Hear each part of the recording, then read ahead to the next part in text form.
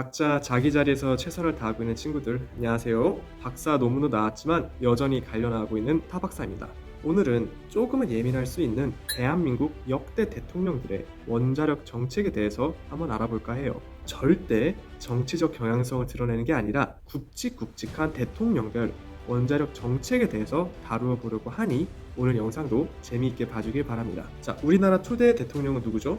여러분들도 잘 아는 이승만 박사예요. 그리고 이승만 대통령 시절부터 우리나라 원자력의 역사가 시작을 합니다. 우리나라 초대 대통령 이승만 박사의 생각을 완전히 바꾸게 된 한 남자. 조금은 생소할 수도 있는 이름인데 W.L. 시슬러라는 사람인데요. 세계 에너지 회의의 의장이신 분으로 미국을 넘어 세계적으로 에너지계에서 엄청난 권위를 가지신 분이었어요. 시슬러 의장은 이승만 박사와 한국전쟁이 끝나고 3년 후인 1956년 지금의 청와대인 경무대에서 만나게 됩니다. 시슬러 의장이 이승만 박사를 만나기 전 준비했던 것이 있는데 바로 조그만 나무 상자였어요. 이 조그만 나무 상자를 본 이승만 박사는 의아해져서 시슬러 의장에게 물었죠. 그 상자 속에 무엇이 들어있는 겁니까? 상자 안에 들어있던 것은 바로 우라늄 1g이었어요. 그 당시 한국은 석탄으로 많지도 않은 전기의 대부분을 만들어내는 국가였는데 시슬러 박사는 우라늄 1g으로 무려 3톤, 석탄 3톤 에너지를 낼 수 있다고 이야기를 해주었어요. 우리나라처럼 자원이 부족한 나라에서는 사람의 머리에서 에너지를 캐내야 한다고 말이죠. 이승만 박사는 그 이야기에 큰 충격을 받고 원자력을 적극적으로 장려하기 시작합니다. 시슬러 박사가 다녀간 후 바로 원자력을 비군사적으로 이용을 하겠다는 한미 간 협정을 하고 다음에 국제원자력기구에 가입을 해요. 그리고 1958년에는 국비 유학생 20명에게 원자력을 배워오라고 미국과 영국에 파견을 합니다. 그 당시 우리나라 사람 1인당 연간 소득이 $40 정도였는데 1인당 10개월 정도의 해외 연수에는 $6,000가 들었다고 해요. 말 그대로 없는 살림에 최대한의 지원을 한 거죠. 또 한국에서는 상상하기도 어려운 $35만 달러를 이용해서 교육용 원자로를 만들기도 했고 1959년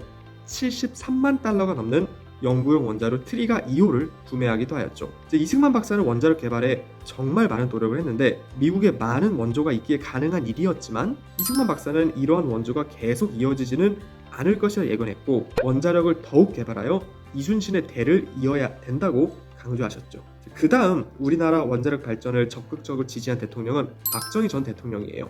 그는 경제성장을 주도한 대통령은 꽤나 유명한데 이러한 경제성장을 뒷받침할 수 있었던 전력원은 원자력이라고 보았죠. 원자력 연구개발에 대한 장기 계획을 수립하고 적극적으로 지지했으며 이승만 대통령 때 열심히 연구했던 원자력을 상업적으로 적극적으로 이용하기 시작하였어요. 그 다음은 서울의 봄으로 유명한 12.12 군사반란으로 대통령이 된 전두환. 서슬퍼런 5공화국 시절에도 원자력을 지지하는 정책은 계속되었어요. 그동안 수입에만 의존하는 원자력을 국산화하기 위해 많은 노력을 하였고 영광의 원자력 발전소를 착공하고 상업 운전까지 시작했죠. 그 이후 기나긴 투쟁 끝에 민주화를 이룩하였고 국민의 투표로 당선된 대통령들은 보수, 진보, 가릴 것 없이 원자력에 대한 지원을 아끼지 않았어요. 하나회 척결과 금융실명제를 실행한 김영삼 대통령은 미래를 내다보고 2030년까지 원자력 장기 방향을 의결했어요. 그리고 국내 기술이 집약된 하나로 연구용 원자로를 준공하는 쾌거를 이루었답니다. 김영삼 전 대통령은 대통령직에 물러나고 나서도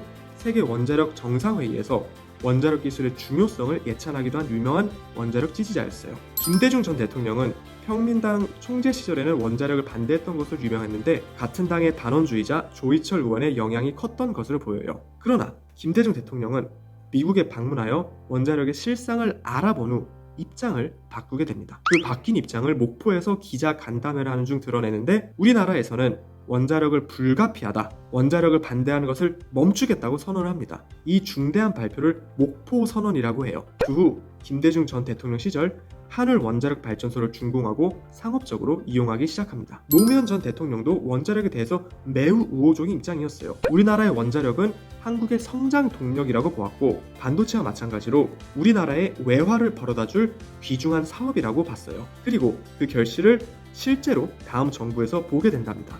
이명박 전 대통령 임기 시절에는 우리나라의 APR 1400 원전을 처음으로 해외에 수출하는 쾌거를 이루었어요. 무려 1400메가와트급 한국형 원전 4기를 아랍에미리트 UAE에 건설하고 무려 60년간 운영을 지원하는 사업으로 2010년도 기준으로 무려 47조 원 규모의 어마어마한 사업을 따냈죠. 여기서 한 가지 짚고 넘어가고 싶은 점이 있는데, 원전 수출이 가능하였던 이유는 이승만 대통령 시절부터 군부 독재를 거쳐 민주화 시대에도 꾸준히 이어온 기술 개발과 연구가 있었기 때문이에요. 어느 누가 특출나게 잘한 것이 아니라 대기만성이라는 사자성어처럼 노력이 쌓이고 쌓였기 때문에 그 결실을 맺을 수 있었던 거랍니다. 그리고 여기까지 보면 원자력 에너지는 정치색과는 크게 연관이 없어 보여요.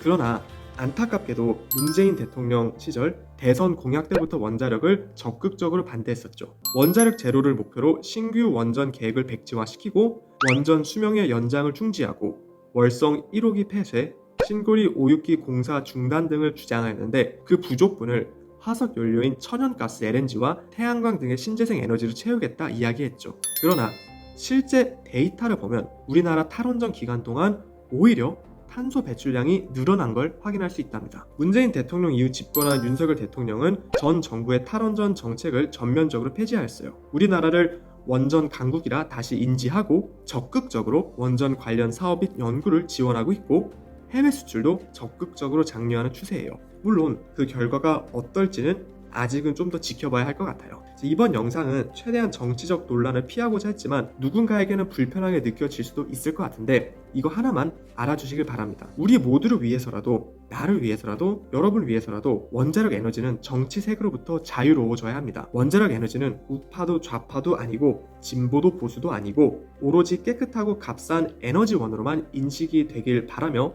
이번 영상을 마치도록 할게요. 구독과 좋아요, 알림 설정 부탁드릴게요. 다음 시간에 봐요.